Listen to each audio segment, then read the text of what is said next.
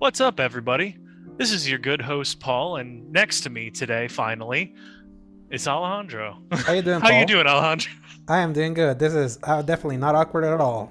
I'm We're definitely staring at you. totally looking straight into each other's eyes right now. It's fantastic. Yes, indeed. Well, as is the final recording session of the year, we decided to do not just something different with the virtual background, as you can see, but we're going to go over everything that we got to see in this year, as well as things that we've been playing. But first of all, is what we actually have been playing. Alejandro, what For the have we been playing? for the final time this year, I know. finished Halo Infinite. You did too. I did. Yeah. That was an experience, let me tell you. Yes. Before I dive into mine, what do you think of your experience with the Halo Infinite campaign? It was fantastic, and also the second I beat it, I never went back to it. Really? I thought I would play it more, and I finished the story, and it was the adventure continues, and then I was just like, all right, so I don't have any like real desire anymore to keep playing. Like, I love the minute-to-minute action, but I felt like I didn't have enough reason to keep unlocking things, you know? So you didn't kill all the HBTs? Like find the skulls? None of that? Nope. All right. That's my problem though. I've touched on it before, but especially with huge games, I get so locked into wanting to play the story and find out what happens that, I mean, I try to dabble in everything else, but I get my fill of everything and then I move on to the story. And once I finish that, my motivation to continue playing it just drops.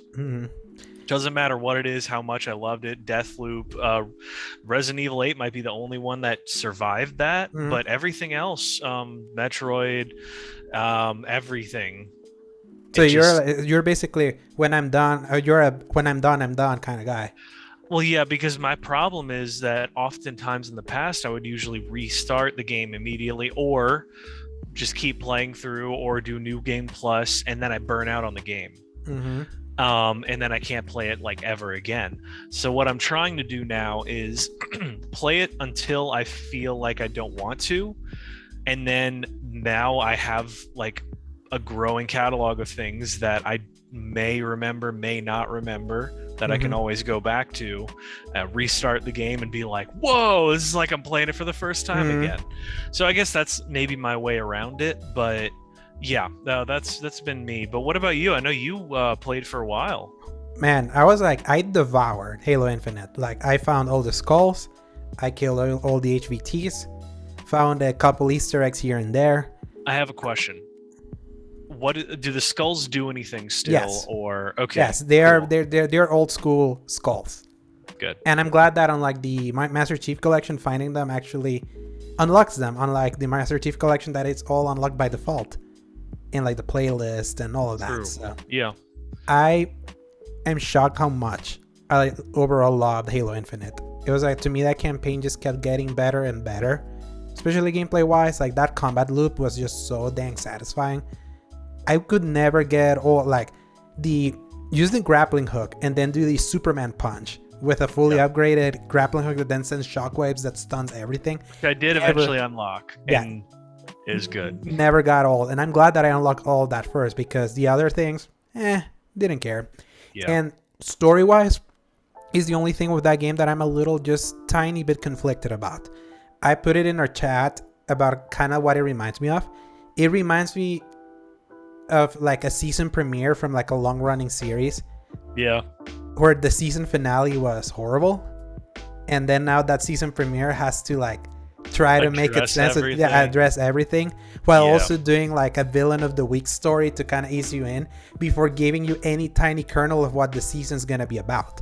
So in this case, like, not to really go into spoilers, in a very interesting way, this deals with Halo 5 and everything that happened after Halo 5. And at first I was like, this is interesting, but then it actually kind of tackles it head on through like all holograms and all that, which is like, I guess if we're never gonna get a true Halo 6 to what that story was, I think I kind of see what they're going for. But this was basically throat clearing. The villains of this game are just, I'm evil, I'm gonna fight you, oh, I'm defeated, I'm dead. That's it. Yeah. And then the other villain was like, something terrible's coming and it's gonna destroy everything. You're gonna be regretful, but you never see what those are. Even with the legendary ending, which if you see, you got to see the legendary ending of this game? I actually forgot to look that up because obviously I never want to play through the game on legendary first. I will, especially with how hard that game was. Yes, I will whenever co-op. Yeah, that's fair. Did I lose you? There you are. Say something. Yep. Yeah. I don't know what happened there. Did you lose me? I did, but only for like a split second. Okay. So you were talking about the playing through it on co-op on Legendary. Yeah, whenever they patch it in May, basically. Yeah, when I'd be fine with that. Yeah, when Season 2 launches, because that's when Joe Staten, the director, that is the one that they brought in back, the original writer from Halo 1 through 3 and Reach, and their director of ODST. That's kind of what he said, that they made Season 1 extra long to kind of work more on bringing co-op for Season 2 and whatever they changed with the playlists for multiplayer. But I will say, like, this is absolutely 343's best Halo game yet. Like, not even a question. Is the one that felt the most like Halo. Like, this is the one that has the charm of Halo. Like, the dialogue from the grunts. Oh my god. It's so funny. It's so freaking funny. You shared a couple pictures from that. What were some of your favorites? The guy, the grunt that gave you the equivalent of the roses are red, petals are blue poem, that then it tells you that your mom doesn't exist and you forgot you or something like that. It's oh my gosh. It's like it really nailed why like Halo 4 and 5 didn't work for people, because 4 and 5 don't have that kind of humor. They're more fart smelly serious. Yeah. It's a more apocalyptic. This one has like deals with like the post apocalypse basically. Like, but the kind of like your army grunts have that kind of cheesy dialogue that reminds me a little bit of Sergeant Johnson, even though Johnson is still the peak of the cheesiness that Halo can be known for. I miss that, but I'm glad that the soldiers kind of have that kind of personality again. But yeah, the Vanish having that kind of Covenant grunt, like, oh my god, why did I turn this on? Run! There's like so much dialogue. It's so funny. Oh yeah. And so it's all those little things, and I'm like, I'm so happy for this. I'm happy to be enjoying, like, with having a grin in my face playing Halo. I will say definitely it's not a perfect game. The no different biome eventually like really started to hit me more. It's like, yeah, this is all looking the same, isn't it? And I feel like that what hurts it is that I enjoy the game moment to moment, but kind of like, not only does this game sacrifice like set piece moments, there's one where you can kind of use the one of the wraith tanks near the end. Yeah. If you manage to not like get yourself killed with the tank, but then there's like a musical crescendo happening. It's like, okay, this reminds me a little bit of that kind of like iconic Halo set piece. But obviously they sacrificed creating kind of like those memorable moments to kind of give you the tools for you to create those memorable moments. The problem is because everything looks so similar. There's very little differentiation from like how some bases look and the kind of like the color balance of some places that maybe you can look at videos and you won't be able to really recognize. Oh, I remember when I did that here. I remember that's kind of where it misses. But I would hope that whenever they expand, they have to like do it in a different biome. And I will say that this one, I mentioned it in our last episode that we recorded, that because it just reminded me of good Ubisoft open worlds in a way, that not too big, that makes you want to do everything. Because then when you see something like the massive map of Far Cry 6 that I showed you on video, that just kept going and going and going and going. I don't know how anybody designs that and expects anyone to actually sit down and play all of it. Because that's a lot. Exactly. It's like, it reminds me, it's like, yeah, give me a world that's not too small, but big enough that is digestible. I extracted a good 20 hours of this game by doing everything, and I felt really satisfied about it. Even though, again, like I kind of going back to like the narrative thing of this being basically throat clearing and cleaning up Halo 5 as much as possible, I think we're reaching a point in media where people are forgetting how important it is to really hook you in the here and now in a way, or kind of give you something more tangible now that will then lead you forward instead of teasing you into something that will eventually come now. Sometimes that can be exciting, but sometimes like there's a fine balance where you can find some satisfaction with what you're given now instead of just like the promise of what's to come. And there's the problem right now that there's no roadmap, at least in the campaign of, okay, what's 343's plan with Halo Infinite? Obviously, so yeah, obviously they say they see this as the next Halo platform for the next 10 years. So very similar to what we heard from the original Destiny pitch, that it was like, this is a 10-year project for Bungie. And at the very least with Destiny, we knew that at least every year we were gonna get a chunk of content, big or small. We knew that was a yearly thing, and obviously that wasn't sustainable for Bungie at a certain point. That then they started slightly delaying some of their expansions to. We reached this year where we didn't see a Destiny expansion at all. We're getting it on February this time, so right. I wouldn't mind if they tell us every 1 or 2 years you're gonna get a story, something, but just tell us. Because especially since your story is such a prologue. It's both an epilogue and prologue. Oh yeah. It's nothing solid from a story. That's, I feel, where kind of leaves you a little cold there. But the game was so much fun. I tell you, this was the best first-person shooter of the year, hands down. From all the shooters that I played, I got to finish the Call of Duty Vanguard campaign. My brother ended up buying the PS5 version, so I was like, okay, this is good, because I didn't want to play it on PC after I had that experience the one time that it kind of like crashed and the app didn't want to open for I don't know why. And compared to that, it's like the Vanguard campaign was like so banal that only its last mission was like, this is kind of cool. I wish the game could have been like this. And then it just ended. And obviously with all the crap surrounding it, it's like, They just pull their punches so much. Mm-hmm. They want to be controversial like they used to be able to get away with, or hey, look at all the cool new things that we're trying, but then each time they try to, or look at all these different perspectives. Every character has like a one iconic move for them. Like one character can like slow down time and then immediately lock on multiple enemies and be like bam bam bam. Really? Bam. Yeah, and another one allows you to like put like a decoy thing so they can shoot you and you can kind of like draw them a fire and then you can pick them up. One can command, and that only really coalesces in the final mission where you play as all 4 characters that kind of jumps through the mission. It's like, why was this game that was pitched as the Inglourious Bastards not do this only until its final mission and then teases you with the alternate history stuff in its ending and then the game's over? So it's like, it's no good. Call of Duty this year, not a bad campaign, but I wouldn't recommend it that much for that. If you like multiplayer, I heard it's fine. Obviously, you have had the complete shit show that is Battlefield 2042, and and I haven't actually played that, but I will add one thing: is we went back to Battlefield 1. And it's excellent, right? And it's fantastic. That was probably my favorite modern Battlefield, if not everyone's from the era, from the modern era.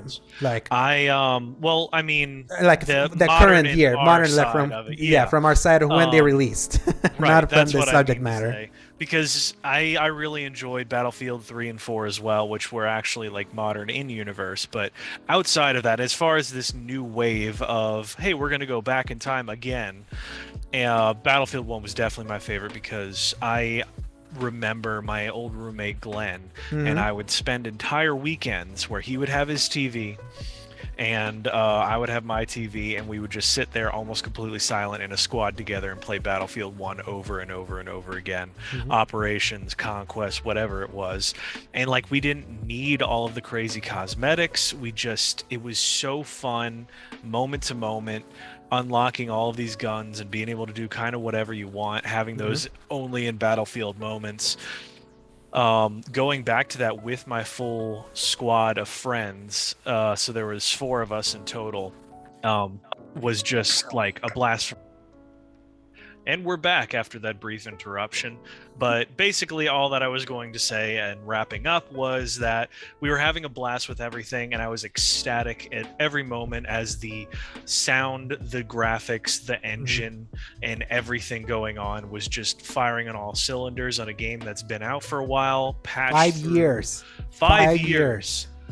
And just it still looks so good and plays so good, and I am very distracted because you took a drink from your water bottle but only part of it rendered, so it looked like this ghost that you took a drink from and then put it off to the side. That was really funny. I'm sorry, man. But the final episode, it's so that was all I was going to say about Battlefield, and I had a few other things, but Alejandro, did you want to go listing and then we just kind of go in as we kind of talk? I just want to like mention this other game that shockingly shadow dropped this week. Yes, please talk to us about that, because we had a nice little discussion about that and I forgot it existed. Yes, Pray for the Gods, this indie Kickstarter that's basically someone that saw Shadow of the Colossus a few years ago and were like, why is no one making games like Shadow of the Colossus? That's like the only game of its kind. Well, we're doing it ourselves. And the Kickstarter started like in 2015, then kind of was in early access on PC for a little bit, then it kind of went away, very quiet, no one heard about it. And then it sort of came back last year. I was like looking back at the history of like, when was this like re-revealed or shown that it was coming to consoles? And it was like the PlayStation channel promoted it like in October of last year. And then obviously they're the ones that promoted with the launch trailer. I was like, yeah, this is out now. And when I saw it, I was like, the spine tingling excitement that I got just watching it. I was like, oh my God, they actually did it. It is another Shadow of the Colossus. In Shadow of the Colossus, I stand behind how special that game is to me, even though its simplicity, it's not something that can resonate to some people. Like our friend Zach, he recently played it, and he just kept mentioning how frustrated he was that the game was just nothing but you, your horse, and fighting the Colossus. And that to me is like, that's emblematic of a game that came out originally in 2005 when open worlds were not even a thing other than GTA. So the idea of quickly defend Zach. I also share a lot of those concerns, but I do want you to continue your thoughts on that. Yes, and I always Zach. Yes, I always say that I don't care that game doesn't have like anything extra, because it's just a pure idea. And Pray for the Gods in a way confirms to me why that approach is it was the right one for that game. So Pray for the Gods is basically if someone heard people like Zach that wants a lot of gaminess in everything they do, and add a lot of game to a game whose core objective is you finding these gigantic monsters and beat them. And in a way, like, there's some benefit to that approach, because it adds a certain dynamic feel to the world when you're exploring. When sometimes you're walking and then suddenly a ghost shows up and F's you up, or suddenly White Walkers kind of came out of nowhere and they start attacking you. And then you have like the survival elements where you have to kind of eat, because if you get weak, your stamina will get depleted quicker, or if you get too cold, because that game it's perpetual snow, which is an aesthetic that I absolutely love. I love snow because we barely get snow here. Well, we never get snow where I am. Yeah, so, I was like, I don't think you get not snow. Barely. Yeah, we never get it here. I almost never get it either. Yes. So I feel that. Exactly. So that's always an aesthetic that to me, it's like, especially for this time of the year in December, that is so, it makes me feel like I'm in December. Like the idea of snow, like cold. Yes. So, and some of the boss fight design, it's like, this beasts are like real mother effers. They are tough. They're aggressive compared to like Shadow of the Colossus, that you're kind of basically invading them in their very basal state of like just existing. Mm-hmm. They're not really evil. In this one, they are. But by adding all those survival elements in between, where you have breakable weapons and the idea that you can get ambushed and then you get your health depleted on your way to the boss, then just makes the boss so frustrating. And it just adds extra complication that I'm glad that now we live in a world where the people that say, I wanted more gaminess out of Shadow of the Colossus, they have it here now. And then for people that me, it's like, Shadow of the Colossus was perfect for what it was, for a game from 2005, and remaining like that. And yeah, that just confirmed it to me. It's like, yeah, there's a reason why Shadow of the Colossus is so timeless, and why anyone can still pick it up and play now without having to worry about a little different menial stuff. At the same time, though, some of the gaminess that they added, there's some thrilling stuff to it. There's an incredible amount of exploration in Pray for the Gods, that it's very Breath of the Wild style. There's like, I wonder if I can go there. Yeah, I can go there. And I will say this game is basically, it's so Breath of the Wild in menus and sometimes controls, that Zach made the joke that he needed to play this game before Nintendo sends the cease and desist, because it's so blatant at times. But this also adds to the Breath of the Wild formula by adding a grappling hook in its very physics-based world. And now, like, I can go back to Breath of the Wild and not think, man, how cool would it be if we had grappling hooks? Just grappling hooks makes everything better. Look at Halo Infinite. How great the grappling hook of that game, like, it's changes. An item that exists already in Zelda. Just get the hook shot. Exactly. And then bring it back. Let them kind of aim at themselves, and then you get to maybe get like a boost on going up a wall. That would be fantastic. It would make traversal even more fun in Breath of the Wild, because already the Breath of the Wild's like, one thing that Prayer of the Gods doesn't have the Breath of the Wild has is that your character is not a gecko, so you can't climb anything. Like, you can climb everything that's rocky, but everything that's like a more snowy mountainous, you can't do that. So there's some limitations, but a lot of the terrain that you're traveling for, it has so much rocky, like so many rocky geometry to it, that you can kind of still be able to climb so much. So I'll say, like, there's some really cool stuff that Pray for the Gods does, and I think it's more impressive the fact that I learned that Pray for the Gods was only made by 3 people. It's stunning that they were able to do that, and that makes it more impressive. But the more I played it, because when I first started playing this game, I was enamored. I was like, man, I didn't realize how much I needed this in my life again. And then when I started, like, banging my head against the wall against its survival mechanics, some extra frustrations, and then seeing that it also lacks a certain amount of polish sometimes, that the game could sometimes get super janky, that then your character is just like tumbling like an idiot by the minimum attack from anything, that then it just becomes a little overbearing. It's like, But then some of the dynamicism of you exploring that world and being able to randomly run into other colossi that are not your main objective. Right. Sometimes while you're escaping from some enemies, adds an extra level of terror to your world. It's actually as scary as how your cat is looking at me right now. Yeah. Some of the it looks like your cat is about to murder someone. He's just got an RBF, but he's actually a big old goofball chicken nugget. Yes. But I think those are things that are cool that Pray for the Gods do.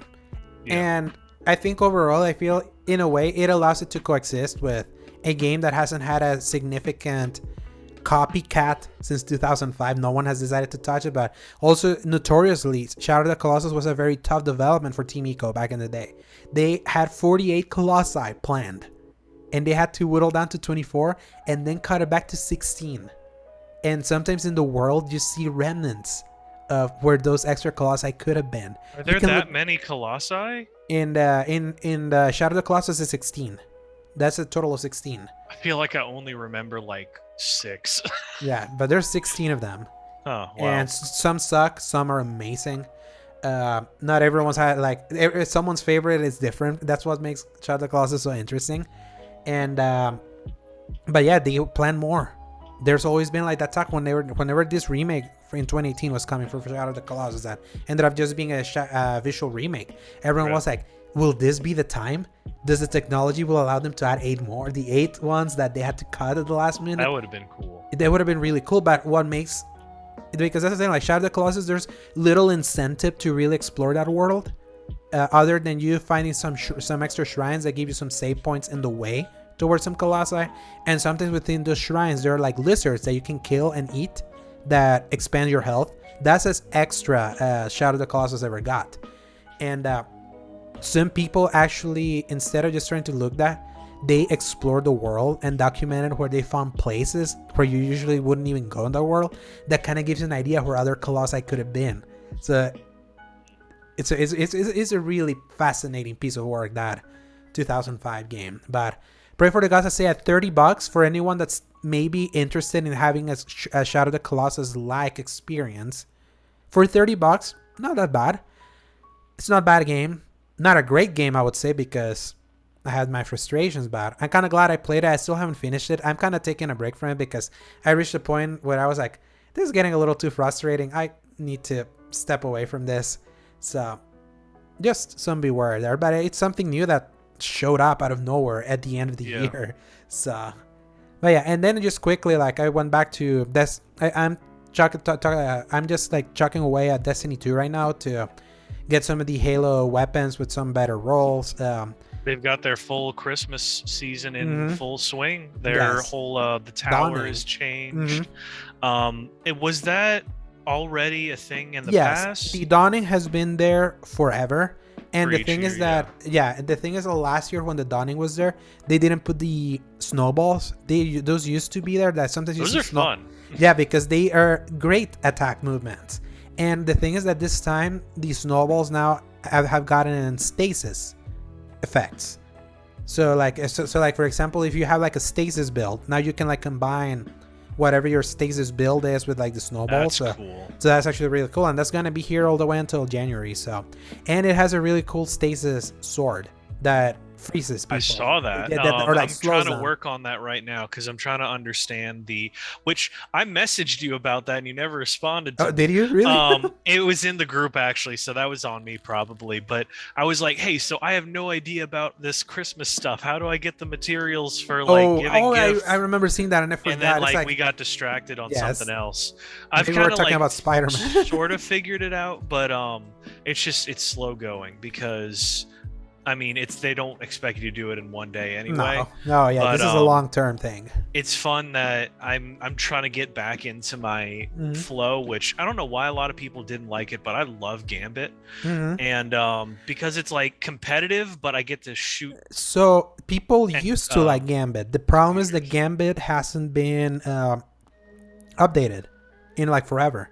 Well, has Crucible also not been updated, really? Yeah, exactly. Both Gambit and Crucible have been kind of neglected over this past year. So, but Crucible not as much because what Crucible has been worked on hasn't been much as modes or maps, but has been the sandbox. They have been like nailing at that sandbox because of what Stasis did to the sandbox. So they have been trying to like get it in a good spot. And this coming year, now they're adding new maps. They're working on trying to implement maybe new modes or modes that they haven't done since Destiny 1. And Gambit is the only one that has been like left to hung up to dry because there used to, back in 2019, there was a season that was entirely about Gambit and people didn't like it. And then I don't know if Bungie read that, it's like, yeah, maybe we shouldn't focus on Gambit then, because they have only expanded it with 2 maps and they removed 2 maps. So there's only been 4. So it's like when you don't have a mode with only 4 rotating maps, it gets old. So they have to, if they brought back some weapons that they sunsetted, maybe Gambit could live again, because I like Gambit a lot. That's true, because a lot of the Gambit guns that he still gives out have been sunsetted, right? Haven't they? Yeah, the Trust hand cannon. I remember I unlocked, I think, like the auto rifle or something, and there was like, 1100, and that's your max, and I was just like, damn it. Yeah, especially right now with the dearth of auto rifles. Like our friend Kevin from our clan, he's like such an auto rifle simp that it's he was like, I'll come back when they bring more auto rifles in, which I respect that, because in like all of Destiny 1 and even part of Destiny 2, I was an auto rifle guy. I didn't want to keep having to mash the button.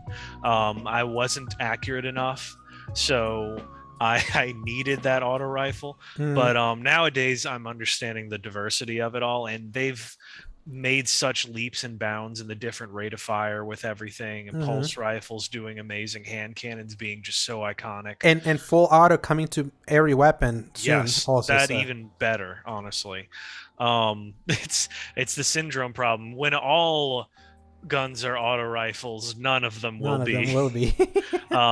Which, who knows if that'll cause auto rifles to be more or less popular even. Yes. But yeah, so what else? And then real quick, like Far Cry, I went back to Far Cry 6 and Assassin's Creed Valhalla. Far Cry 6 because obviously I bought it for Black Friday and wanted to finish other stuff before going back to this. I will say this, like, it's still I'm finding it more enjoyable than Far Cry was in Far Cry 5 in a way.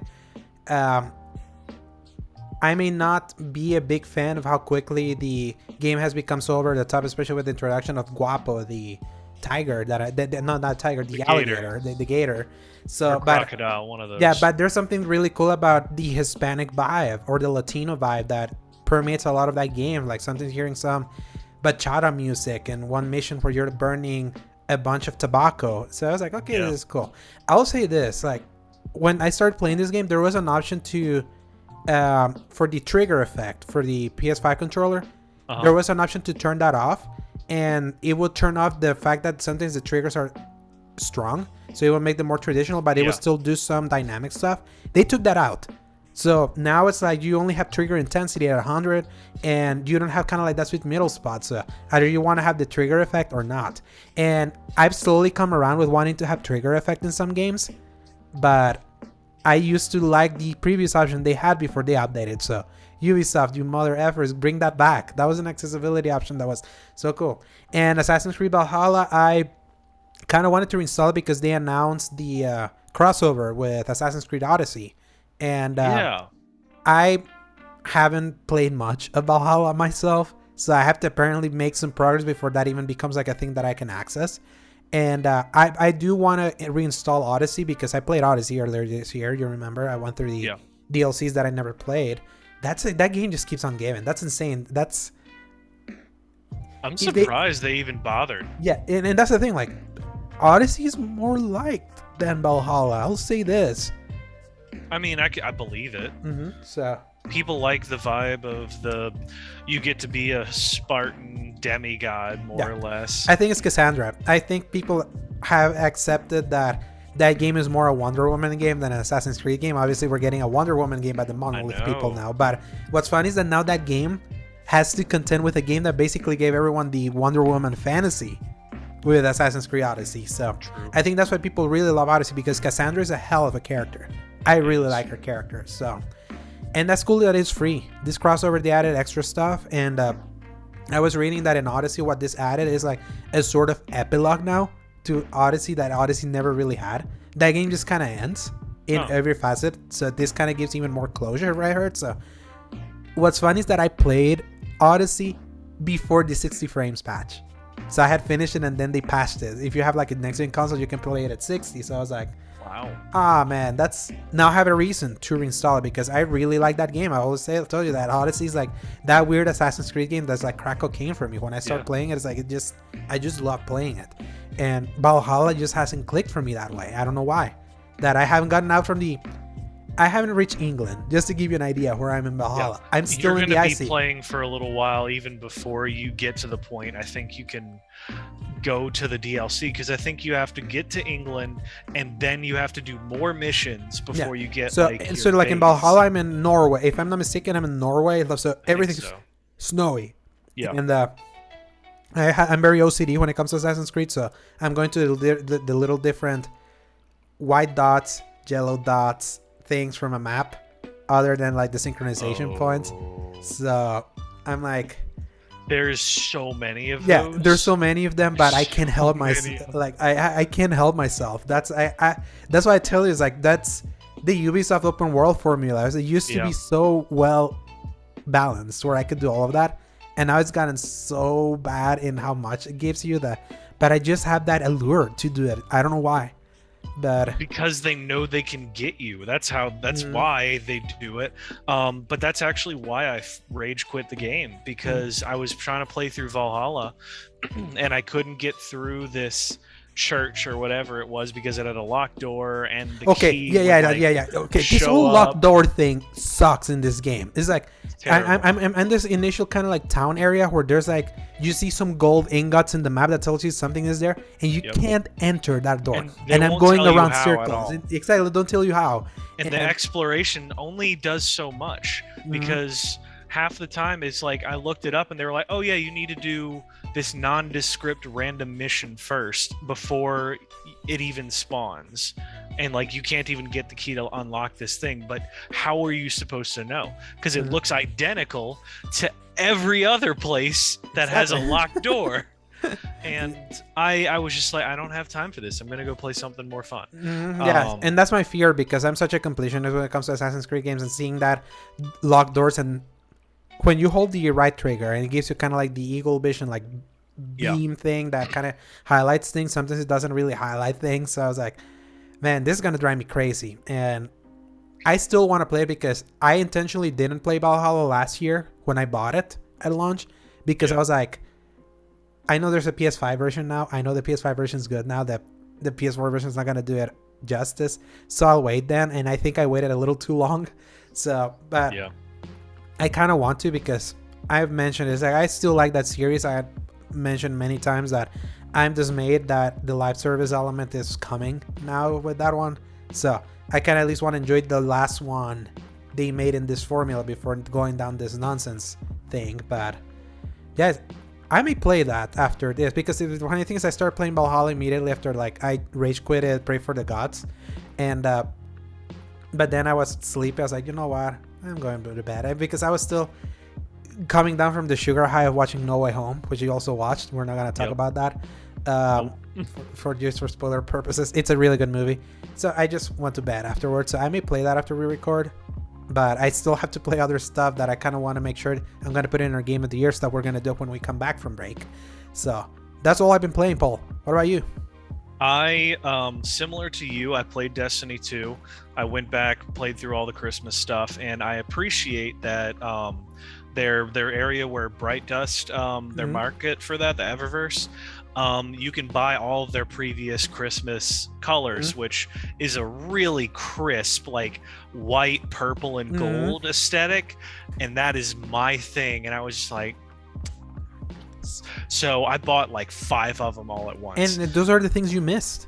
Yes. So that's good. I'm so glad that they give you the option, instead of like, hey, this is this year's. Oh, you better have like been here for all the previous years or you're out of luck. So. This bodes well for when we rotate back to the Moments of Triumph is right now, but when we go back to like the Solstice of Heroes, that you missed out on a bunch of armor because that's when you took the break.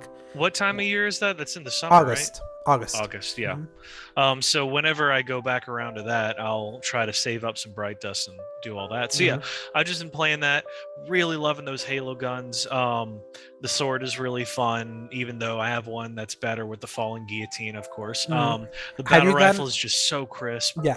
Have you gotten the perk that when, because it's one of the perks that can get random roll with the new sword, the Halo sword, that as soon as you like pop it up and you attack, you can leap towards an enemy like the Halo sword from Halo, because you know something when you have the Halo sword, you attack, you kind of like get boosted up in front of the enemy. Yeah. So there's some that comes with that perk. Yeah, it has to come with the perk, but the perk says that as soon as you draw the sword and you attack, it just boosts you. So in PvP, so I don't think I have that one then.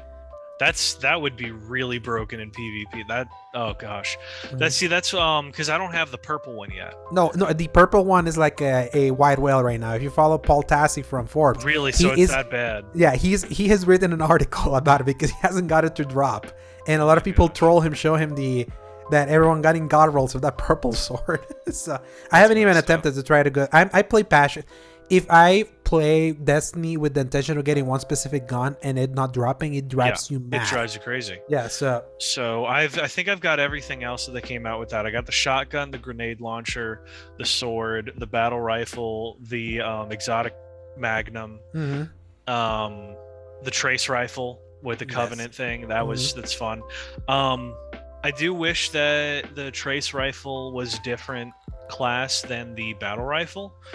So you can have them both at the same time? Well, not necessarily that. I mean, like one, like they're both solar basically, but I do wish one could have been like Void or one could have been Arc. Yeah, I thought you wanted the you wanted the trace rifle to be like in the other slot, so you can have both the battle rifle and the. I mean, I could have liked it, but I also understand that the only ones that'll go in the kinetic slot obviously would be either stasis or kinetic, so that would have made the battle rifle have to be that. But anyway, I won't discuss the details of Destiny. So yeah, I've been playing that. That's been fun.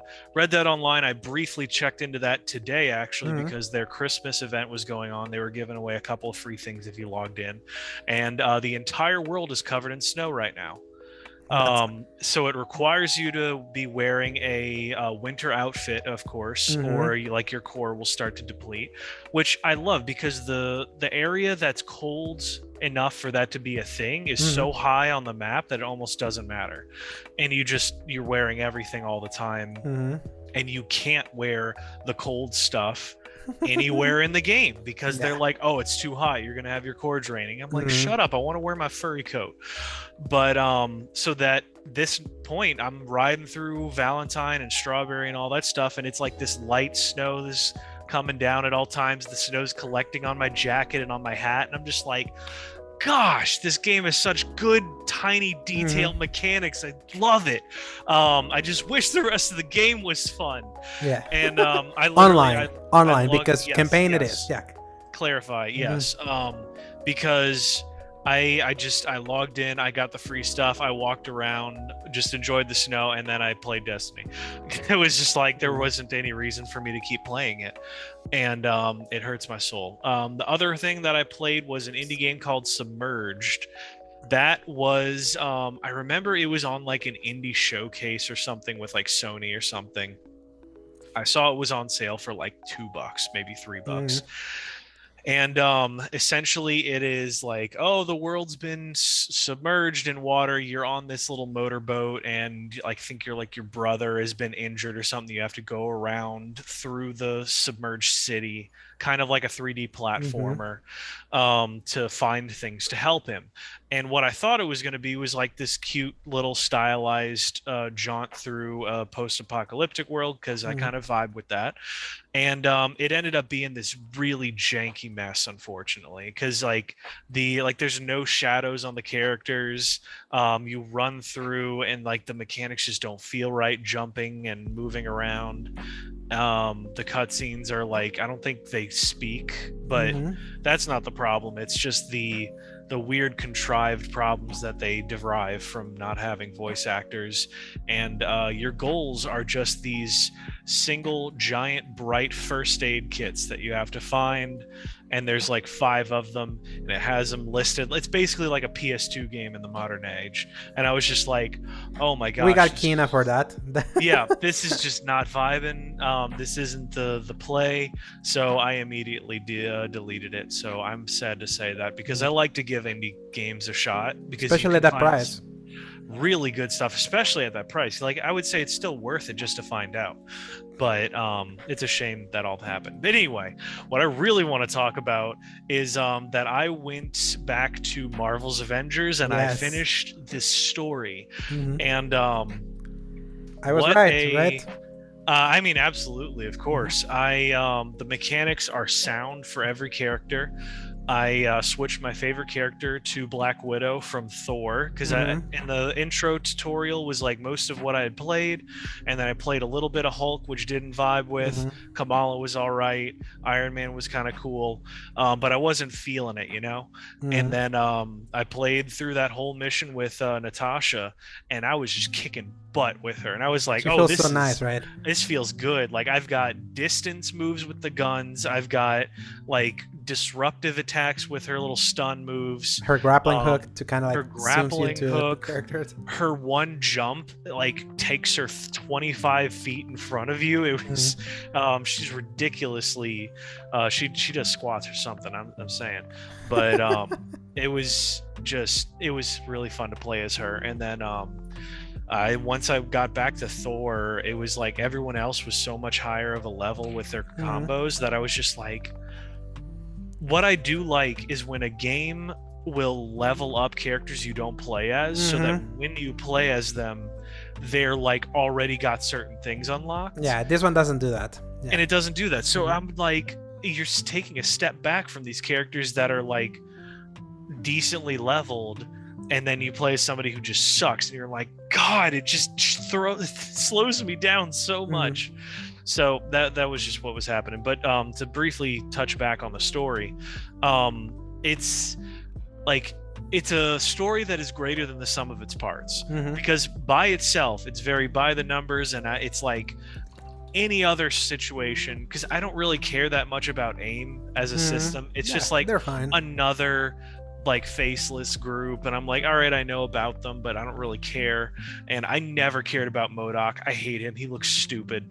I will say they managed to make him not look a little threatening here. they really put some effort into him to like actually make you think, oh shoot, this guy like will mess you up. And I just overall loved the sense of optimism. I loved that it felt like I was reading a 5-minute children's comic book, like that you can buy at the bookstore, where they're like, oh, like, look, the Avengers are breaking up, but Kamala's going to keep strong and she's going to give them the encouragement they need. And they're going to be like, good job, Kamala. You're like really awesome. And like Kamala's going to be really brave at the end. And then she's going to get the power of friendship to help everyone. And so like, if you read it to somebody, I feel like they would check out, but experiencing it, you're just like, yes, embiggen, let's go. And it has the Spider-Man 33 moment. Yes, and that big moment of like they're holding it down, and when you get that mentor character with the echo going on, talking about lines that you heard at the start of the game coming back to you, that trope hits me right to the center of my heart, and I'm like, yes, I get hyped up with the character. It makes me so sad that our friend Zach, I don't know if he just like has decided to play on that as a joke or not, of just trying to absolutely just hate everything about this game, because I would love for him to like experience this story. This game is worth being memed on in its service element, but the story elements, it gets the characters right, all of them. There's one thing I wish that I could have played a bit more as Giant Kamal. Like if there was like a boss fight with them both being big would have been nice, instead of it was like a Shadow of Mordor style quick time event.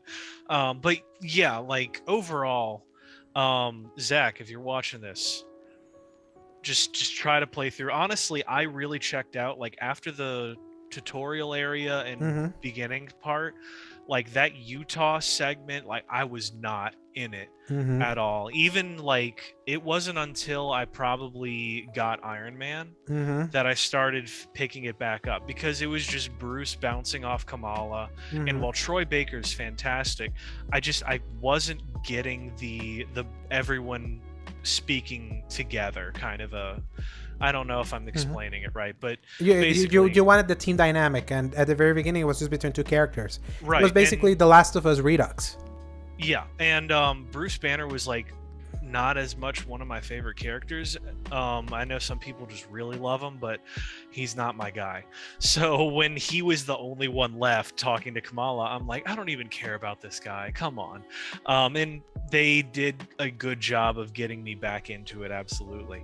But then like once you got Iron Man and then you get the whole mission with Black Widow, I played that almost like, I think in 2 sittings. I was really into it. And then when you fly as Iron Man to where you end up finding Captain America, that mission's so cool. That was pretty cool. I was really enjoying that, and I kept accidentally dying as Captain America, trying to run through because I couldn't understand. I had to stand on a certain plate and throw my shield. I was like, what am I doing wrong? Like timer is counting down. We're gonna run out of time, people. Yeah, so that was anyway. And then I played a little bit of the Kate Bishop mission, and she's delightful, isn't she? She's so funny, and like I would die for her.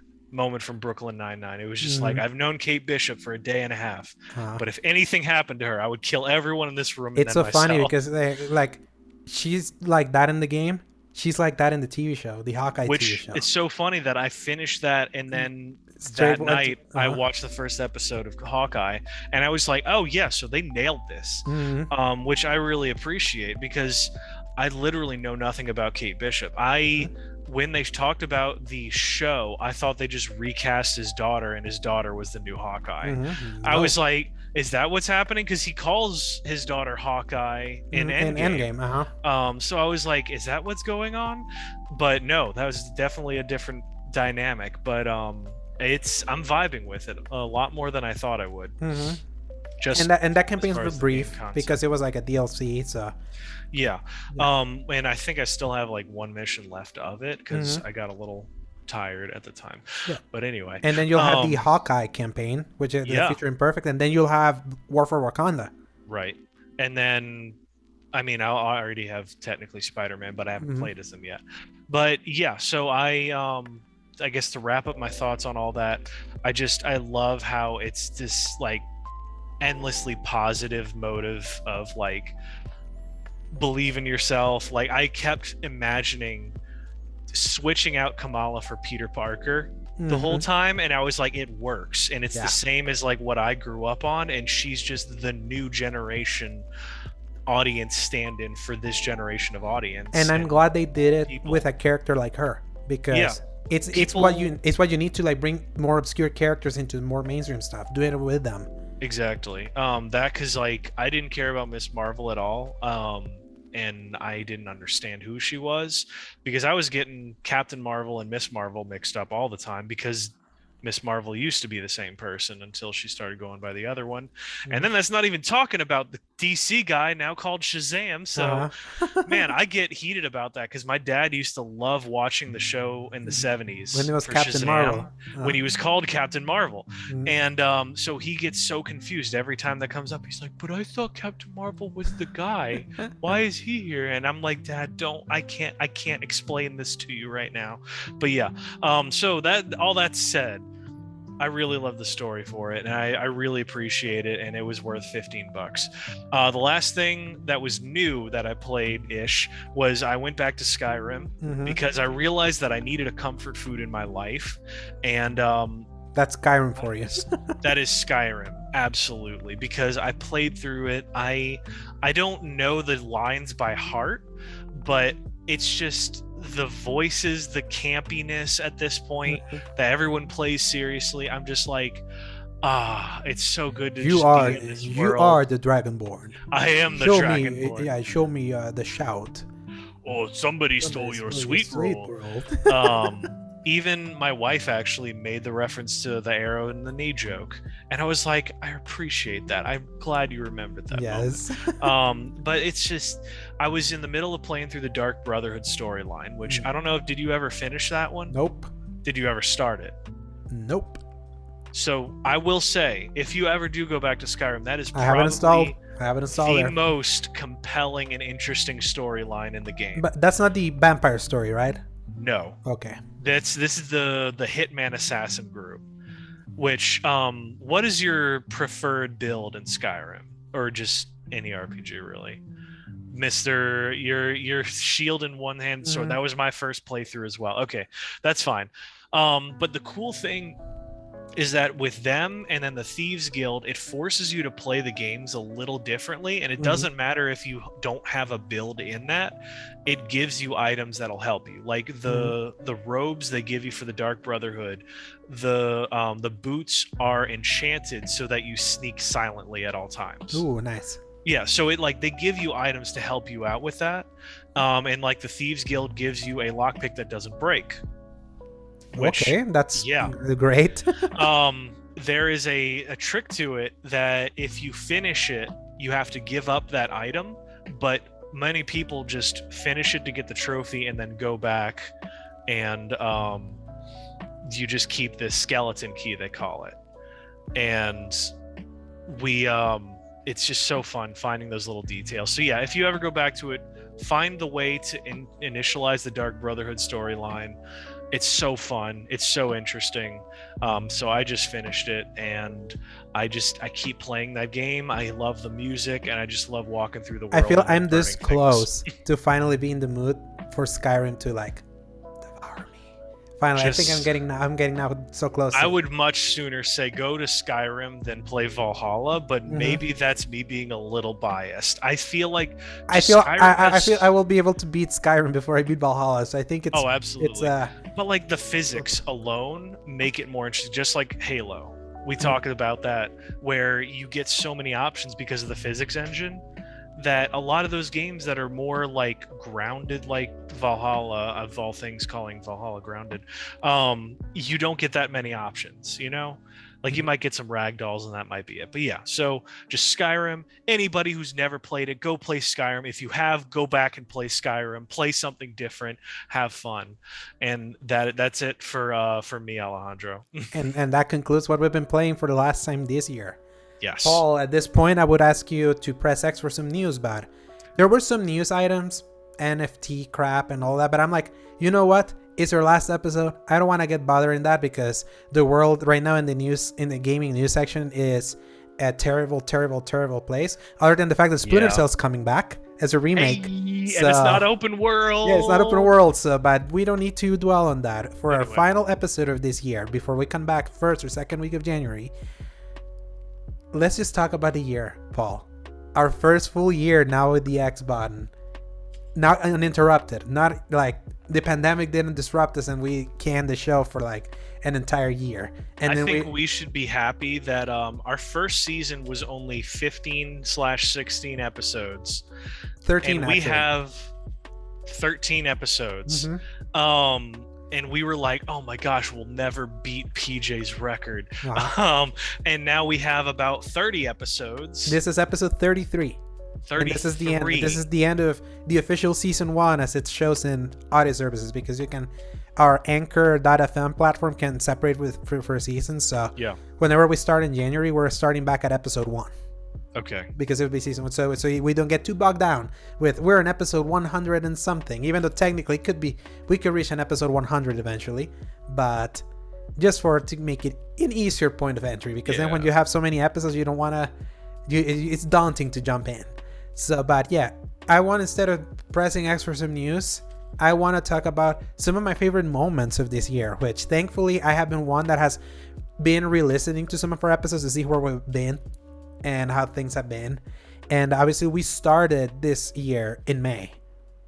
It was like I got prompted to like restart it after some really interesting news stuff had happened around April, which was things like MLB The Show coming to Game Pass, which was insane that it didn't have a show at the moment to like be able to talk how insane that was, that a PlayStation exclusive was going we already knew that was going multi-platform, but got multi-platform in a way that it was more appealing to play it in the rival's console because it was given for free. I was like, what is happening with Sony right now? And also the news that the cancellation of Days Gone 2. What happened with Sony Band, the whole thing what happened with Sony Band, and that Jason Schreier article of like blockbusters, that Sony is just focusing on blockbusters, and we didn't have the show again. So I was like, Paul, I think it's time. We gotta come back. And we came back right in the first week of May. And then I walked into my kitchen and I took a sledgehammer to the floor, pulled out all of my recording equipment like John Wick, and we set it up, and then that's where we were from here. And we started as a video podcast finally. What we had wanted to do from the previous year. So I feel like my favorite memory from that those initial 10 episodes was the fact that we were in the middle of next gen, and who didn't have a PS5? You. Yeah. Remember, we were talking like some of the first news section we kept talking was that shortages and more shortages, and production maybe ramping up now or maybe not ramping, and then throughout the year it always seemed like it was getting better, and then it kept getting worse until we finally reached that point in the year when they were like, yeah, we're cutting the forecast for PS5s. So, and I think what my favorite memory was that I actually got a PS5. I at least ordered one in our 3rd episode, and I didn't tell you. Really? Yeah. It took that long? Yeah, because then it obviously got delayed because of shipping. Because it was the provider where I bought it from here, after I had finally given up on wanting to do the PSQ and trying to get into Walmart or Best Buy and everything, all the time the website's collapsing by the weight of bots and everyone trying to nab one, that I was like, F it, I'm buying it here and I'm paying it through credit. And I confirmed it mid-May. But then they were like, it's gonna come in the beginning of June. And if you remember, 3 weeks into the show, I traveled and I started recording from an undisclosed place in the United States. Yeah, for like an entire month. I remember that, and you were getting your ouchie ouch. Yes, the 2 vaccines, and I think I'm gonna get a 3rd one because Omicron.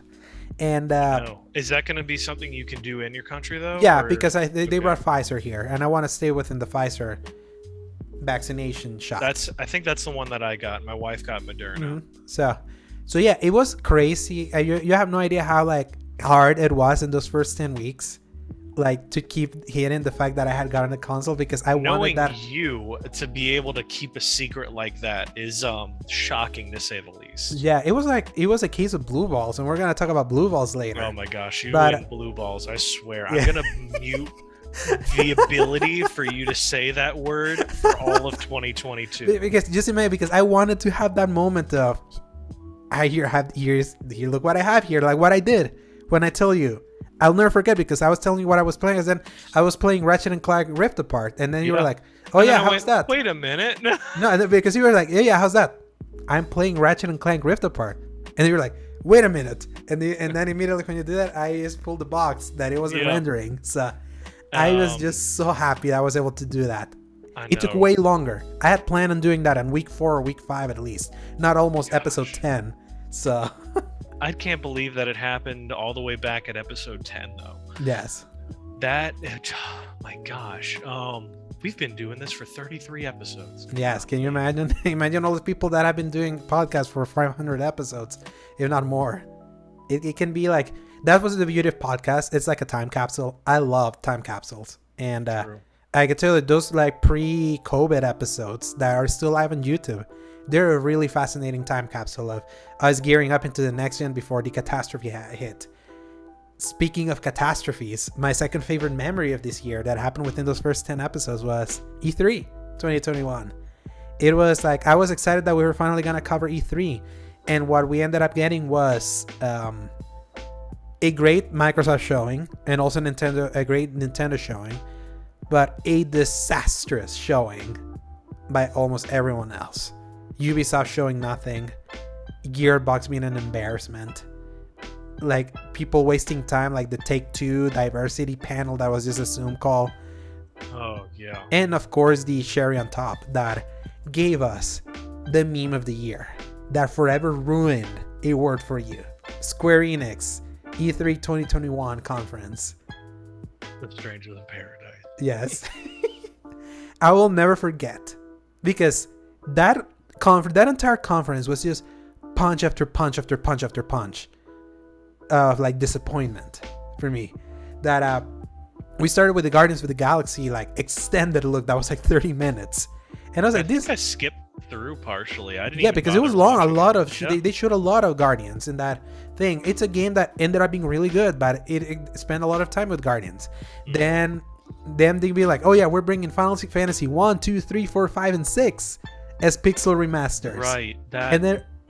And then everyone's like, yes, and it's coming to PC and mobile.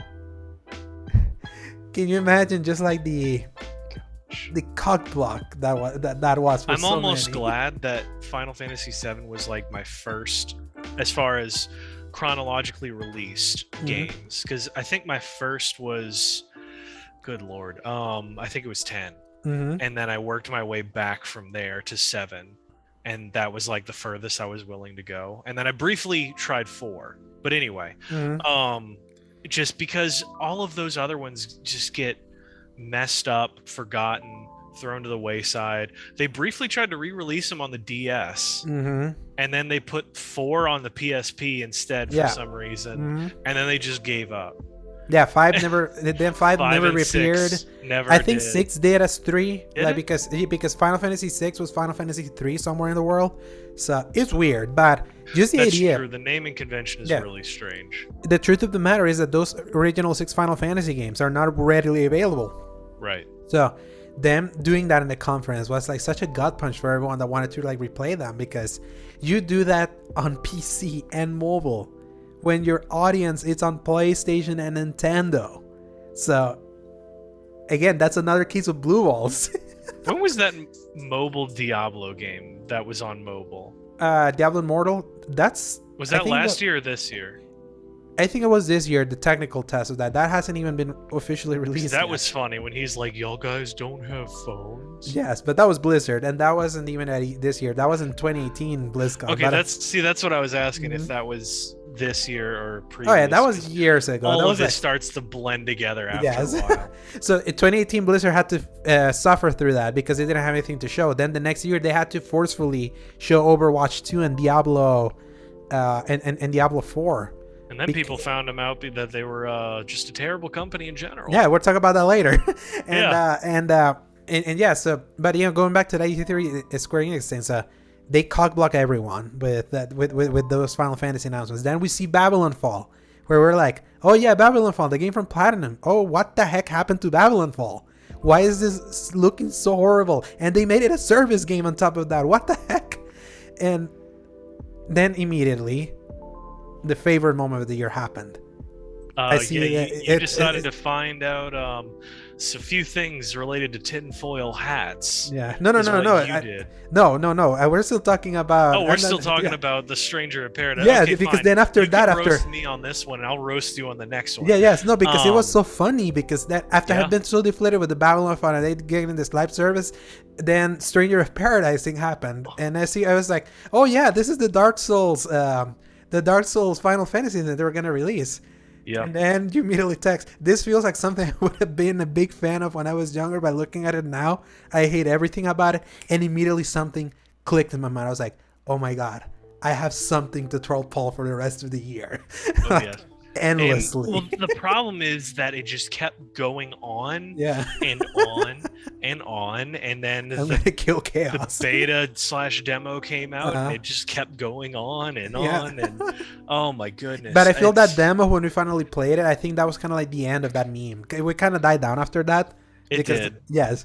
But through that entire moment, and then eventually when we got to see that clip of the lady talking about her she becoming chaos. That's and all so that. Funny. And then he's like, bullshit. And then just turns the Limp Bizkit song and just walks out. Such a perfect moment. Like, I will clown on that game for the rest of my days, but that moment is comedy gold. Oh, yes.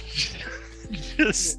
Oh my god! That's when I knew they knew it. It's like I knew that moment was like they knew these guys were clown with the whole chaos thing at E3, but they're just embracing it.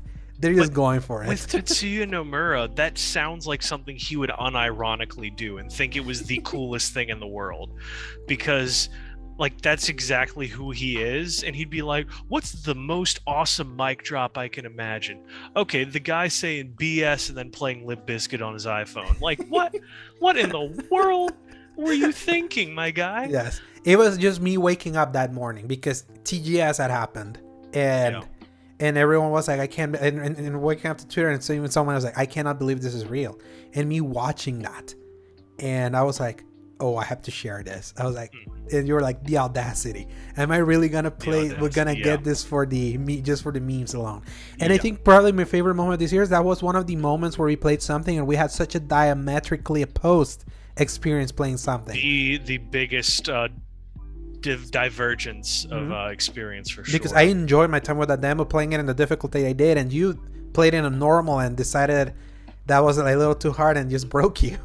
It wasn't just hard, it was like obtuse level of hard. It was like the JRPG kind of hard where it's like I'm having trouble because their stuff is not intuitive in the slightest from their controller standpoint and menus and all that stuff. Yeah, but speaking of obtuse things, this is another. Then now we're moving on to some shenanigans that you were on vacation when this first started. I caught up on all this because you were like, oh my goodness, what is going on? And I was like, I'm falling down this rabbit hole and you're falling down with me. And then you immediately was like, this lost me like 5 points in. And it first started after E3, that tweet of like, we can't wait to reveal what we're working on. The title starts with an S and then ends on an L. Silent Hill. I mean, you knew what you were doing, and they're like, no, that's not what we mean. We're not working on Silent Hill. We're not working on Kojima thing.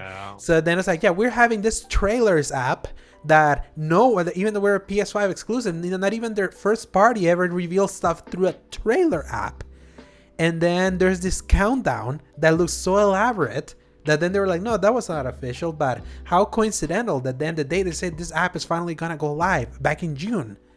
the countdown ends, and then the Hassan Karaman dude immediately was like, oh yeah, this app has been delayed all the way till August. And then that's where... And you waited till August. Yes. But immediately that's when we started covering here in the show, because I went through that whole thing, like tried to kind of break it down, like how did we get here? That's when the name Blue Balls Game Studios started with Blue Box. And it's funny that has become so ingrained in the name that it's something you feel that's how they're called. And then we waited a whole month, and then they started teasing it again, putting like a sort of big boss background in the Abandoned trailer app. And then the day the app was finally gonna go live, then it just didn't work. And it didn't work. It just couldn't work, and it didn't work, and it didn't work. And then they had initially already tweeted a tease of like feet walking, and then 3 days later, when it finally goes live, is that exact same thing that they had tweeted. Yep. And at that moment, that's when they fully lost me. And then on our episode that we recorded afterwards, that's probably the most I have cursed in the show.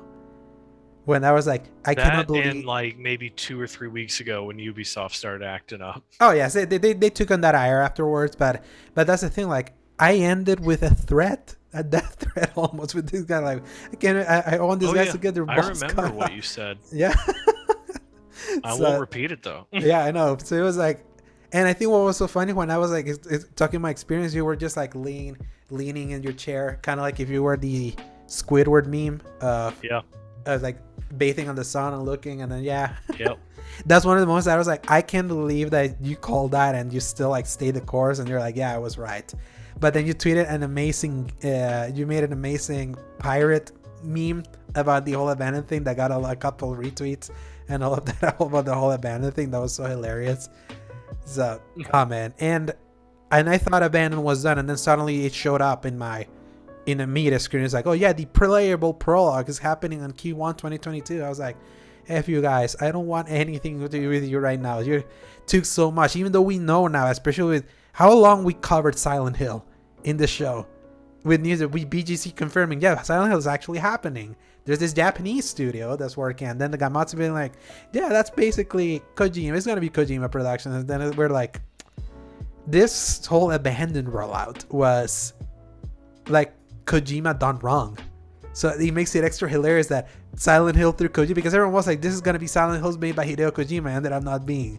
And then if it ended up happening, it's like, how in the world did we get a Trevor Slattery Shang-Chi situation with someone basically doing what everyone thinks is Silent Hill when it was actually being developed, and just thinking of them looking at the copycat, just face planting. Oh man. Oh, wild. What was the one thing that we're moving on from disasters? Yes.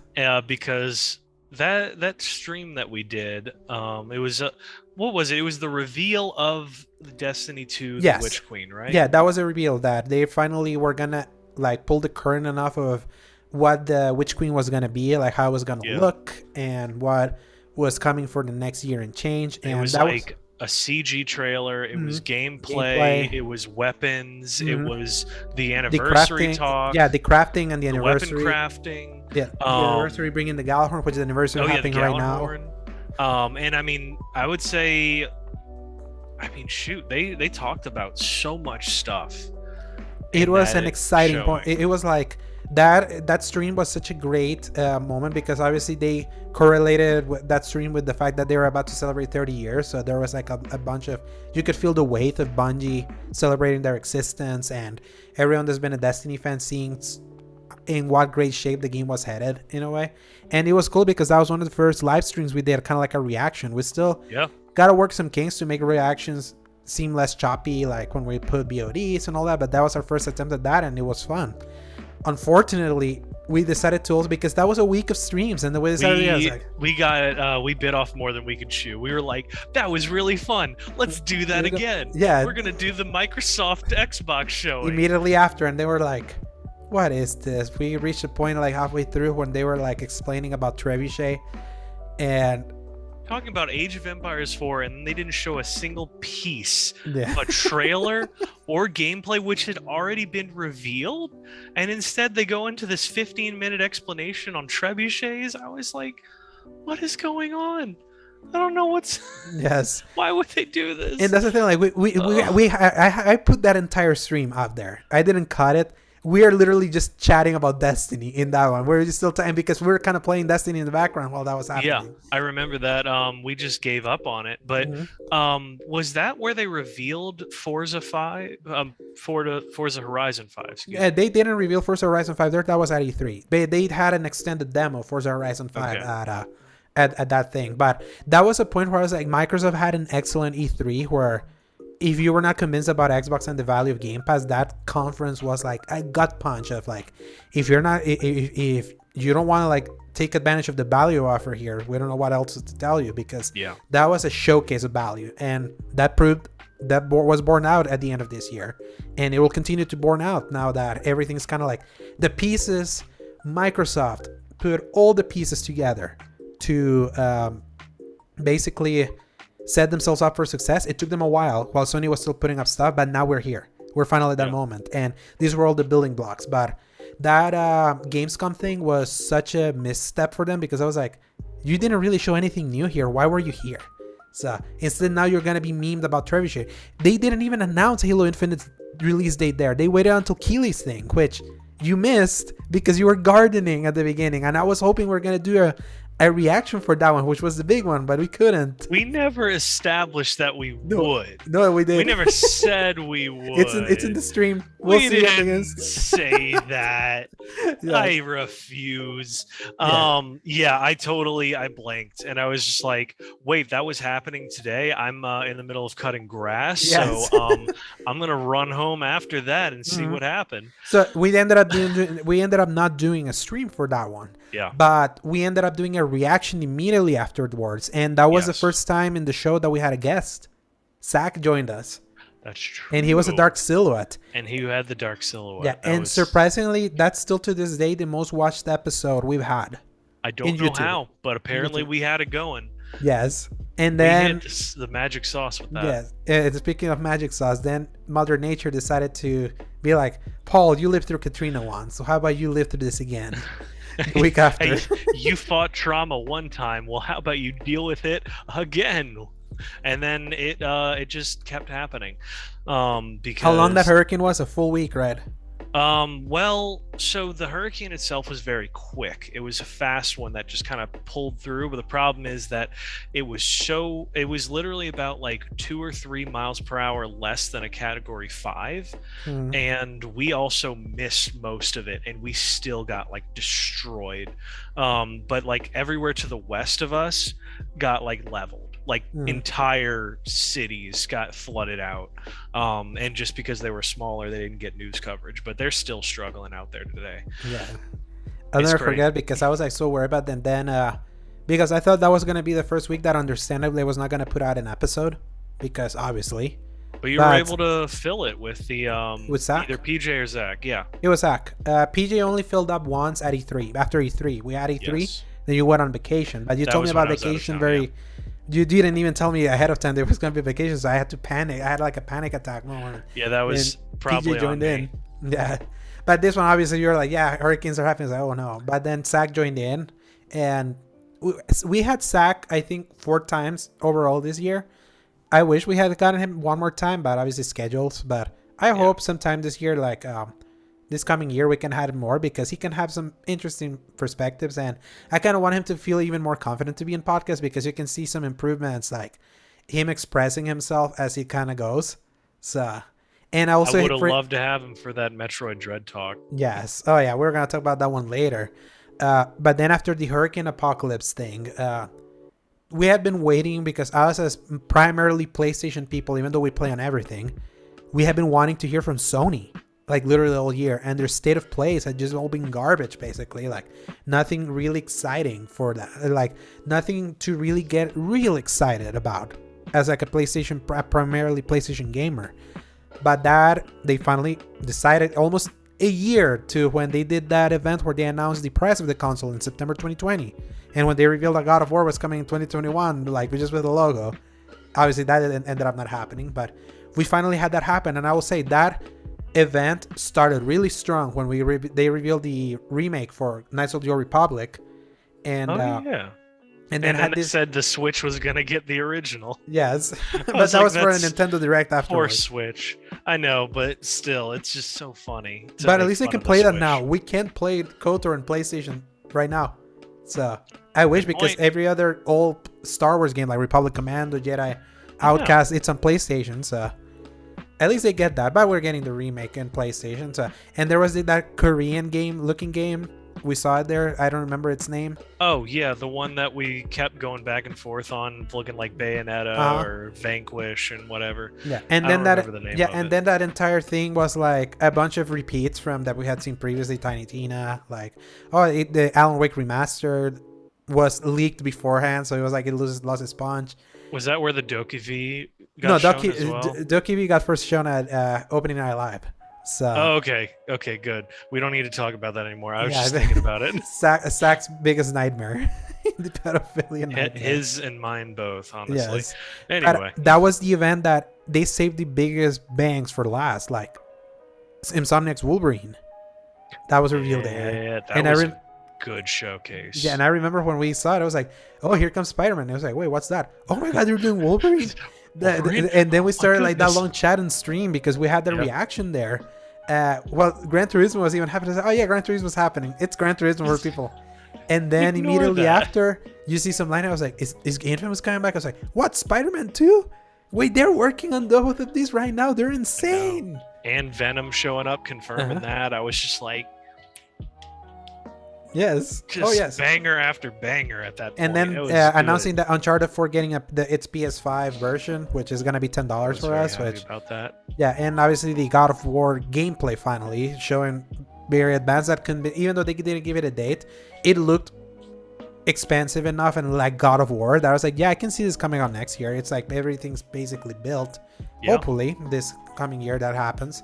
So then Sony Santa Monica can move towards something new, because Cory Barlog kind of teased that he's not working on Ragnarok.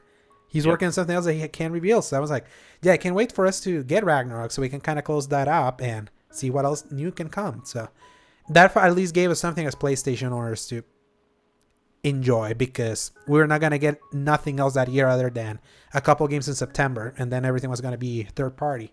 Because remember, that same month we got Kena, Deathloop, and Death Stranding Director's Cut, and then after that was it. If you're on PlayStation, so that was a good time of eating. I'll tell you though. Oh yes, we were just like, oh my gosh, we've got all of these things coming out. Death Stranding Director's Cut was $10. Kena was like 40. Yeah, and it was Deathloop like, and Deathloop kind of like a game you were so skeptical all the way until its release, all the way to the end, and then. But you see, the reviews kind of hit. The reviews kind of hit. We're like, oh my God, they're like being well reviewed. I was really glad that I was skeptical about it, because if I was blindly optimistic, I think I would have been disappointed. Because I was just so not sure what the game was. Is when I'm optimistic, I start to craft what the game might be, and I'm always disappointed, because whatever you come up with is always cooler than what it actually is. Because concepts are way cooler than the reality of game development. Yes. So, but when we got it, it was so fun. Yeah, that was a game that I really enjoyed at the time. Obviously, my favorite memory is that I streamed the first few hours of Deathloop, and then you invaded me, and I didn't even know you invaded me. Talk about it. I wasn't commenting. I just tried to. In my head, it was going to be really cool, because I would nonchalantly come in and I'd kill you, and you'd be like, "Whoa, Paul killed me! That's crazy! How did that happen?" And then I just I got way too big of a head about it, and you walked in right behind me. Because I just keep seeing Juliana just walking like away from me. Yeah. And Mishita was like, did this break? And then he just killed you, looted you, and I just moved on. And then you texted It wasn't until I had to take a picture of my own gamer tag up there. And then Zach was like, I don't know what happened there, but I'm sorry. I was like, I had to explain all that. Yeah, I was like, wait, that was you? And I enjoyed that game. I really was super high on it when I feedback. It's a game that to me has cooled off a lot. Obviously, like some people really love it. GameSpot gave it Game of the Year right now. But this has been an interesting year with Game of the Year. So I don't know if you saw the pictures that I posted, that not every one outlet has given the same Game of the Year. So that's fascinating. I kind of like that though, because it's just, even if it's been a more condensed year of games, the few games that have really risen to the top have been like really good genre defining games. And each one is like, just like you said at the start of all this with the Shadow of the Colossus, each of the Colossi were somebody's favorites. Each of these games could justifiably be somebody's favorite, and I would be fully understanding and be like, yes, I respect that. This reminds me exactly to 2019. 2019 was the exact same kind of year. You had your people that loved their DMC5s as their game of the year. Yeah. Some people like the Resident Evil 2s, some people like their Death Stranding, some people like their Sekiros, some people like their Jedi Fallen Orders. Yeah. All games that were really great, but they're not like in the years where you got a God of War and Red Dead 2, they're like, those are the two. Those are the big ones. Yeah. Or the Breath of the Wild years, like, yeah, that's the one. So I always feel that's always people. There's some people are like, when they don't have that super high caliber game, they get disappointed. I was like, don't. That makes it more interesting, because then it just tells you that there's more great games to play instead of just having to focus on that big one. Exactly. So 2021, a much better year than I gave it credit for. And in fact, I much preferred what this year was compared to 2014, because 2014 was also kind of similar in that it wasn't, that was a relatively weaker year. I mean, Dragon Age Inquisition won Game of the Year that year. It's rough about that. Which, I mean, talk about a game that really had a lot of potential there, and I respect for what it was trying to do, because that is a game with a lot of scope and a lot of gravitas at times, and it looked gorgeous, but then sometimes you're just like, this is an MMO. What is going on? Yeah. And it's a game that hasn't aged well. Like the reverence to it was like, it has lost its sheen significantly. Yeah. After we moved on from 2014, it just won on the basis that year was heavily weak. Its only real competition was Shadow of Mordor. Just to kind of give an idea. Dark Souls 2, South Park, Hearthstone. That was that Some was that of those year. are good though, but yeah, they're good. But Game of the Year quality, you're like, yeah, that's like we're on barrel scraping at this moment. That's fair enough. But one that we actually talked heavily about out of our Game of Year category, Metroid Dread. Yes. We were really hung up on that game, weren't we? Yes. So, we talked about it for like 3 weeks straight. Yes, and that the thing with Metroid Dread was that was the most exciting announcement at E3 for me. Back in when we saw like all the conferences. Yeah. That's a game I never expected would actually happen based on Nintendo's record. So the fact that it was surprise revealed, me being such a huge fan of Metroid Fusion, and it being really like surprise revealed, and it's gonna release in the same year, that was like so big. But then it's like when we start talking about like the value and the games that were coming out and not knowing if it was gonna be worth the money and all that, when we're getting close to the release of Dread, we were like, I heard it's like 9 hours. Do you want to spend the full $60 here? I don't know. I bet it's gonna be good. But then the reviews hit, and they were highly positive. And that's the thing, because PJ, our friend PJ, was the first one to really start singing the praises for that one. And we always, when it comes to Nintendo with him, for us, we were like, we know where he's coming from, so we're a little bit more skeptical. But then when I started seeing his excitement be reciprocated within the critic community, I was like, there must be something to it. To the point that PJ actually paid for half the game for me. He sent me money to play it. I don't know if you ever told me that. Yeah, I should have asked him to pay the other half for me. Dang. Yeah. But he just wanted me to play it, so I was like, well, I can justify me. He sent me $20. I played. I paid. That's 40. The reason I bought Cold War, because a friend sent me like $30, because I was like, yeah, if you pay for some of it, I'll do it. He was like, bet, and he Venmoed me. Yeah, because he wanted you to play it. So yeah, and I had my problems with it, and it was dedicated. I texted about some things that I was like, this feels sloppy for what me as someone that plays this genre a lot, the Metroidvania. But that game really grabbed me that week, and then I started singing its praises. Then eventually you and Zach kind of got roped in. You bought it, and then Zach also. And then obviously we all. And then everything exploded. Yes, everything. Y'all can watch on our channel, by the way. Yes, but to be fair, it's like that led to. I was dreading, because PJ wanted to have a place to discuss, and we wanted to have him in the show, and we had ended up in the point because he was like, "This is a 10 out of 10 game," and I was like, I feel this is at most a 9 because there's enough issues with it that I can't quite give it full props. And then you and Zach got so stumped by the ending of with the final boss. Like, you didn't have that moment of catharsis that me and PJ had when we beat that boss, because you guys were so frustrated by it that it kind of like unraveled completely what you felt about that game, and you came in the lower spectrum. And when we were chatting on text, PJ was just refusing to accept that you thought that sucked. And that made me terrified about how it was gonna be when we had our discussion. And that discussion ended up being way better than I ever gave it credit for. That was fantastic. And it made it clear that if we ever want to argue with PJ, it's better to do it in a video. We just gotta invite him and challenge him to show up in person, and then we can talk about it. Yeah, because when he explained his perspective, like not on text, where you miss a lot of like contextual cues and things like that, that I think then it becomes a little too of an extreme point of view when you're trying to talk about things, that it almost seems like he was too much of an apologist. But when we finally talked it out, I think everyone was able to like put their perspective, and it became a really constructive thing, even for you. So I was like, this was awesome. I really was dreading. I was like, I immediately before we started recording, I feel this could turn into a curse fest, and we may have to edit some stuff and all that based on how the tenor, because the texts were way more violent. You and PJ were ready to y'all were loading up the battlegrounds. Yeah, but I feel like what helped a lot, or maybe, I don't know if it helped, Zach was the more negative one, like kept like challenging more. So if Zach had been in that stream, maybe that would have happened. But yeah, I feel that was one of my favorite things that we recorded this year, because it ended up being way more constructive than I ever anticipated. I mean, what's funny is that Metroid isn't even close to my game of the year anyway, and we dedicated so much time to that game. It's so funny. But it was a game of a lot of, I mean, you talk about our time with the Strangers of Paradise demo being the most divergent thing. Metroid Dread came close. It was there.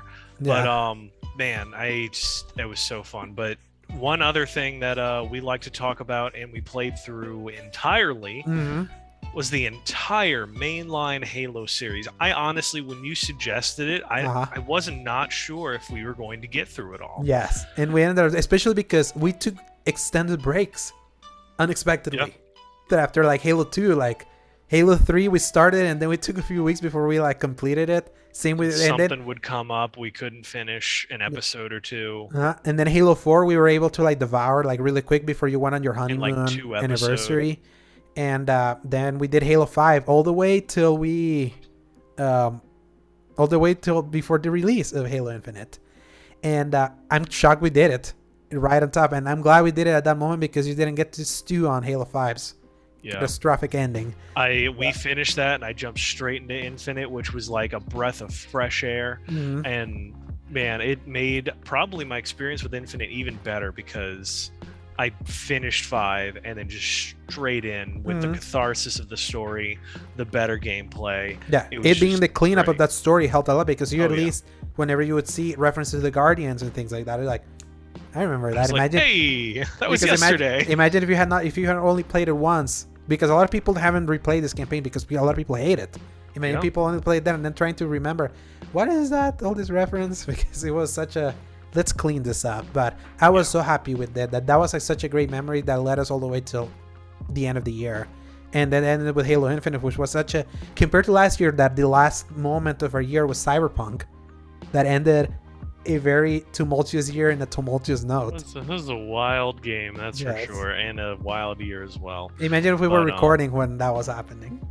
Just imagine if we had been able to record the day Cyberpunk got delisted in 2020. That was, oh man, the receipts for that time, legendary. I'm glad for Facebook giving the search button to. I will stand by some of the things that I said, though. Oh yeah, and we've talked about that. Oh yes. Now, like, I feel like we would be remiss to end this moments of the year without talking about these two, Activision and Ubisoft.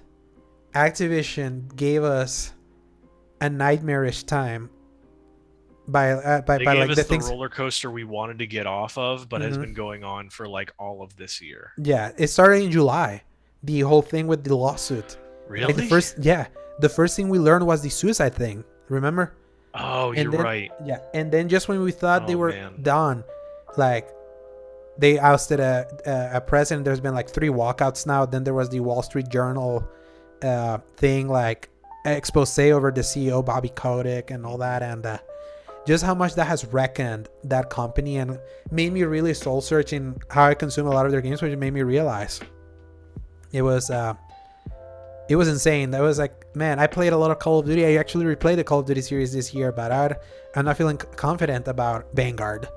And obviously, I got the loophole that my brother bought it. I didn't have to pay for it. So. You lucked out because we were going back and forth on that. We were like, oh, we shouldn't buy any more Call of Duties. And then we were like, wait, but all these people worked on it.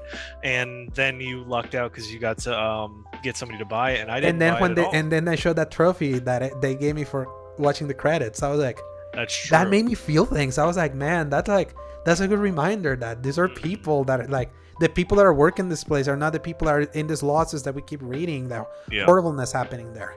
But to conclude this moments of the year, we gotta add the elephant in the room next to the second elephant in the room. But this other elephant in the room hits closer to home because we were bigger fans of their games.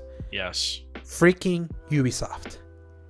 This year alone, they have provided us with so much content in the news section. So much content. They just kept getting Ubisoft for keeping the lights on at our house. Yeah. That just made me more aghast more and more as we kept going. First it was, oh, we're moving towards free to play. And now here's the Division Hardline. Oh yeah. Live services. Yes, and let's keep going on live services. Oh, you want another X-Defiant. Yeah, X-Defiant. You want a Call of Duty like shooter that is gonna look so generic, that's gonna do all our Tom Clancy things. If we're still gonna pair Splinter Cell, despite you always keep screaming at us that you want one, but we're not giving it to you. Here's X-Defiant. Oh, look at that, it has like 30k dislikes. No one talks about that one. Oh, you like Ghost Recon? We're doing a battle royale in the Ghost Recon, also free to play. 30, also massively downvoted. And everything related to quarantine. Renamed to Extraction. They're becoming so desperate that they cut the price, and now they're basically giving it away if you buy like headphones. Away if you buy headsets. Yes. And then if they weren't more clowned on, they're like, oh yeah, we're gonna start delving into blockchain and NFTs, and they got also immediately clowned that they had to delist the YouTube. I'm so glad that even though YouTube took away dislikes, that there's an extension that shows them still.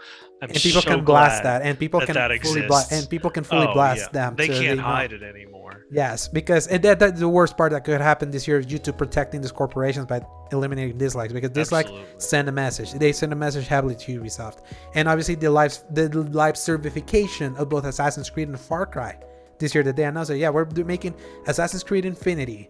And then Far Cry recently, the next Far Cry is going to also be a live service, and it's the main director is out. The one that has been carrying the series since Far Cry 3 is like all bad news. And then we got the bittersweetness of Splinter Cell finally coming back. First, we got the rumors that it was going to be an open world game, so they're like, why not? Of course, and then they'll make the goggles be NFTs. Just look at that. And because obviously the NFTs got added to Ghost Recon Breakpoint of all games. And finally, they confirmed this week, Splinter Cell. It's a remake of the 2002 game, made on the the engine from the Division 2, and it's gonna be a linear game. After a full year of Ubisoft, I've gone at them this year. They were the ones that, outside the abandoned shenanigans, they made them cuss at them because Ubisoft was so special to me. And this year, I've never seen them piss away constantly all the fountain of goodwill that they had been drinking all this time for me. And they had always been they had been questionable, but I always enjoyed their games. I was like, I'll still support you, but man, this year was rough. And they were always like the constant negatives. I think you said it best, they just keep doing this to us. It just keeps happening. But will it change? Keep getting away with it. Yes, but the funny thing is they aren't, because do you know that, just real quick before we wrap up, NFTs finally went live on Ghost Recon Breakpoint. Someone for some reason, someone had 600 plus hours in the PC version of Breakpoint, so they could acquire one. They put it in the market. You know what the highest bid is for the NFT? What? $21. No one wants this. It just shows them no one wants that stupidity in the gaming industry. So I'm just glad that the gamers make their voice heard. I wish they keep doing that, so they show that Ubisoft should stop following this and go back to what made them great. Make Ubisoft great again. And with that, Paul, really hope so. 2021 is finally over. That wraps it up. Yes. It's been a time, Alejandro, but I'm really glad that we got to get through this. I really hope that whatever 2022 has in store, that we face it head on. And my goodness, I'm glad that we had this happen. And Yes. Without further ado, press X. To play. And one last thing to say before we end it, to speak to the listeners. Thank y'all for joining us for this whole year. Anybody that's watched any few minutes of our videos, Or listened. thank you. Or listened, especially our listeners out there. Thank you so much for joining us. Y'all the reason that we do any of this, even if there was only one of y'all, and sometimes there is. We do that for you. And thank you so much. 2020, and we love doing it. Yeah. And 2020 and 2021 were really rough, but you made it through it. And that means that you are stronger than you were before. So without further ado, I wanted to say that everything is going to be okay. Yes. And let's hope for the best, that we can run away from this nightmare soon. And without anything else, good night, everybody. Hasta luego. Next year.